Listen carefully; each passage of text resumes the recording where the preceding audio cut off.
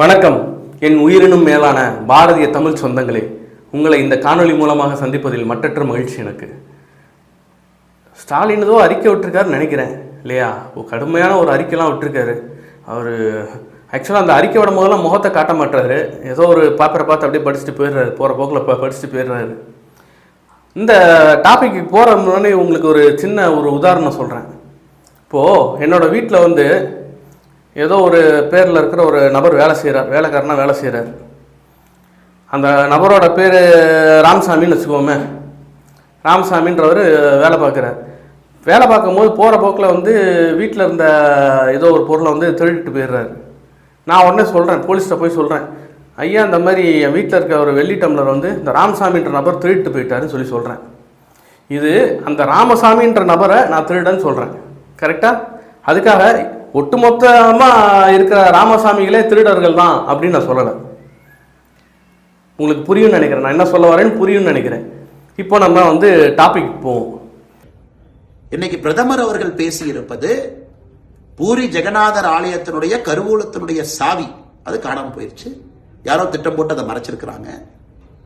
12 ஆண்டுகளாக முதலமைச்சருடைய செக்ரட்டரியா இருக்கக்கூடியவர் வி.கே. பாண்டியன். அப்ப அந்த சாவி எங்க போச்சு? அதுக்கு ஒரு கமிட்டி எல்லாம் போட்டிருக்காங்க. ஒடிசால நம்ம பாரத பிரதமர் மேதகு மகரிஷி பாரத பிரதமர் மோடி அவர்கள் என்ன சொல்லியிருக்கிறார் அப்படின்னா, பேசும்போது என்ன சொல்லியிருக்கிறார் அப்படின்னா, அந்தந்த மாநிலங்கள் அந்தந்த மாநிலத்தை சேர்ந்தவர்களால் பூர்வடிகளால் ஆளப்பட வேண்டும் அந்த ஒரு டாபிக் எடுத்து பேசியிருக்காரு. பேசும்போது என்ன சொல்லியிருக்காருன்னா, பூரி ஜெகநாதரோட கோயில் கிட்டத்தட்ட 6 வருஷமாக பூட்டியிருக்கு. எத்தனை வருஷமா? 6 வருஷமாக பூட்டியிருக்கு. 1 வருஷம் இல்லை, 2 வருஷம் இல்லை, 6 வருஷமாக பூட்டியிருக்கு. அந்த சாவி இப்போதைக்கு எங்கன்னு தெரியல. முதலமைச்சர் பட்நாயக்கு முழுக்க வலதுகரம் இடதுகரமாக இருக்கக்கூடிய நபர் வி.கே. பாண்டியன். இதுக்கு அவர் தான் பதில் சொல்லணும். 6 வருஷமாக ஒரு கோயில் பூட்டியிருக்கு, ஏன் அப்படின்ற பதில் அவர் தான் சொல்லணும்.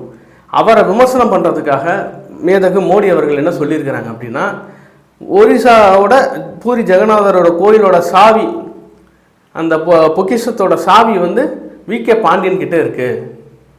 வி.கே. பாண்டியன் அவரோட பூர்வீகமான தமிழ்நாட்டுக்கு எடுத்துகிட்டு போயிட்டான்னு சொல்கிறார். இது எந்த அர்த்தம்? இது நார்மலாக மக்கள் தெளிவாக புரிஞ்சுக்கணும். வி.கே. பாண்டியன் என்னும் பூர்வீக தமிழர், நல்லா கவனிச்சுக்கணும். பூர்வீக தமிழர், ஒட்டுமொத்தமாக தமிழர்களை சொல்லலை. பூர்வீக தமிழர் சாவியை அவரோட பூர்வீகத்துக்கு எடுத்துகிட்டு போயிட்டான்னு சொல்கிறார். இதில் என்ன தப்பு இருக்குது? அப்போ 6 வருஷமாக அந்த கோயில் பூட்டி இருந்தது ஏன் அப்படின்ற ஒரு கேள்விக்கு அவங்க பதில் சொல்லணுமா இல்லையா? இந்த ஒரு சாதாரண ஒரு விஷயத்தை இங்கே இருக்கிற அரசியல்வாதிகள் எப்படி கொண்டு வந்துட்டாங்கன்னா, தமிழர்களை திருடர்கள்னு சொல்லிட்டாங்க. தமிழர்களை திருடர் என்னையா அது? அதாவது திருடன் சொல்கிறோம், அதுக்காக ஒட்டுமொத்தமாக அந்த சமுதாயத்தை திருடன் சொல்கிறதா அர்த்தமா? அப்படி பார்த்தோம்னா இங்கே இருக்கிற டிஎம்கே பிரிவினைவாதத்தை வச்சு மட்டுமே அரசியலுக்கு வந்திருக்கிறாங்க. அது இல்லைன்னு யாரும் மறுக்க முடியாது.